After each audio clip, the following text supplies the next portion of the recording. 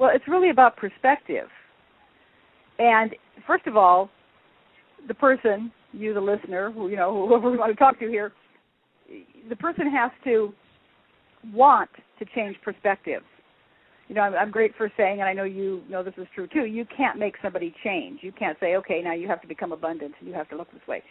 The drive to release the restriction has to be strong enough that you change your perspective. The abundance perspective says there is no lack. There's no lack in individuals. There's no lack in the environment. Whatever I need the most of to live and be happy and free is available to me. Once you take that on and you begin acting from that condition, then you begin to develop the greater dimensions of your own being. It's like your own catalyst.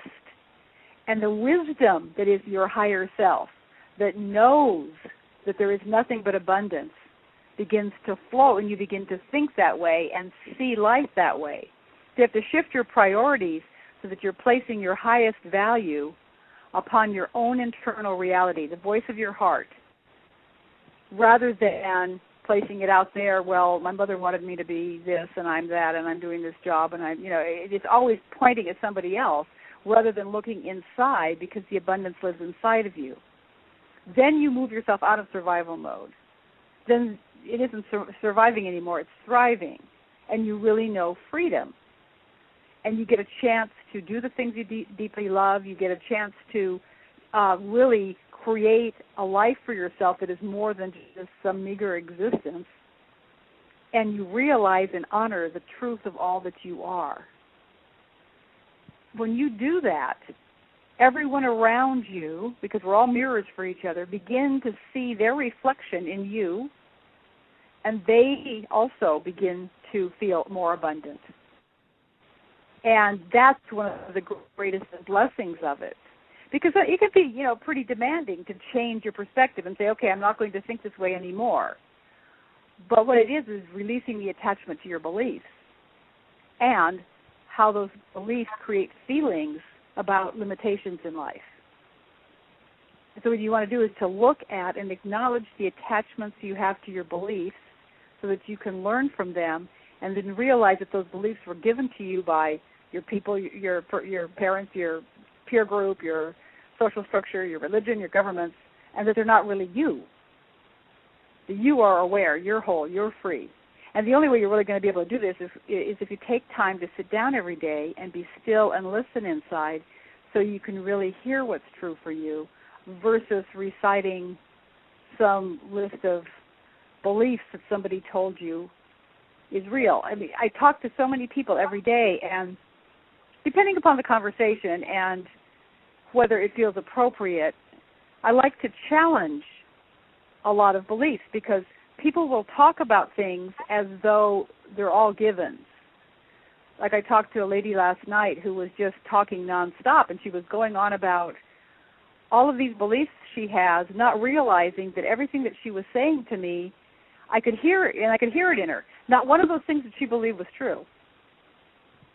All she was doing was just reciting all these things that she believed and how they weren't working in her life, and she was just going on and on and on about this, and yet I knew that she didn't believe any of them because if she did, she wouldn't be on the phone with me.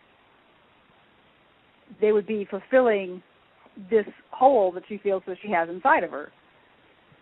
So I always invite people to look at the beliefs you have, all of them, especially the ones that are your deeply held spiritual centers that you think, oh, well, yeah, okay, Toni, I agree with you, but not this one over here, because this one over here is the thing that keeps me going. Look at that one. Where did you get it from? Who told you that that was real? Do you know it's real? Maybe you do. If you do, great. But 9 times out of 10, you don't. And it restricts you because everything else that you see is seen through the filter of this belief. And there's a limitation to how much you can experience when all of your experiences are filtered through beliefs that you're holding on to. And this keeps you from realizing how abundant you are and how free you are and that it's all inside of you. Yeah, and for the listeners, how would you say that they can recognize which are the things in which they really believe and which are the things that they just follow because somebody else told them that that was the way it should work? Well, it's kind of a fun exercise, and there's a class that I teach actually where we do this, where you sit down and you just write down. I say, okay, write down what you believe about yourself, write down what you believe about your family, your community, your work, your future, your love life, just everything. Just, make a laundry list. Write down what you believe about them. Write down what's benefiting you, and write down where it came from. So just, taking a for instance, let's say somebody writes down, I believe in angels.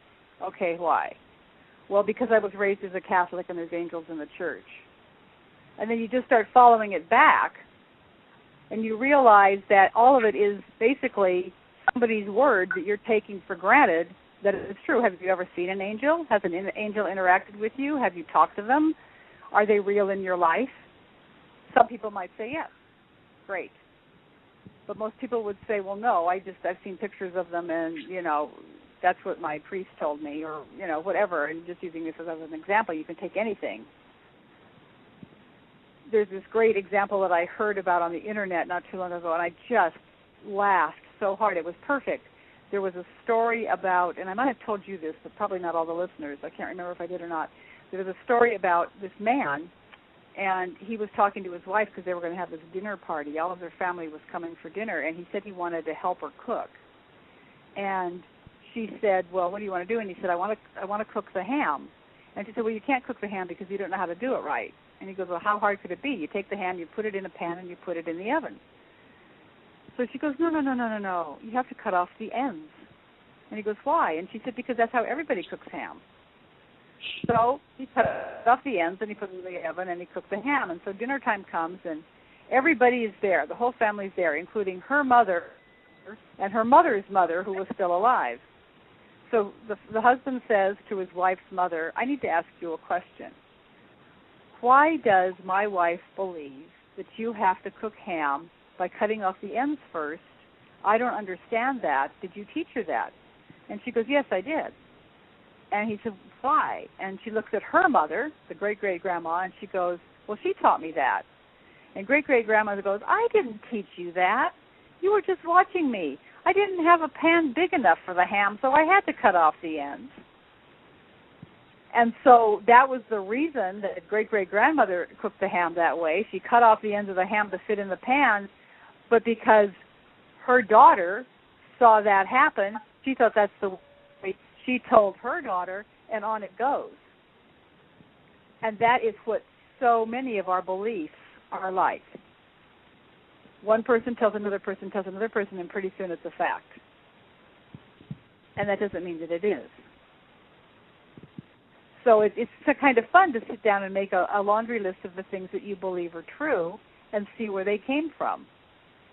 And you'll find out that 9 times out of 10, it's just because somebody told you it was so.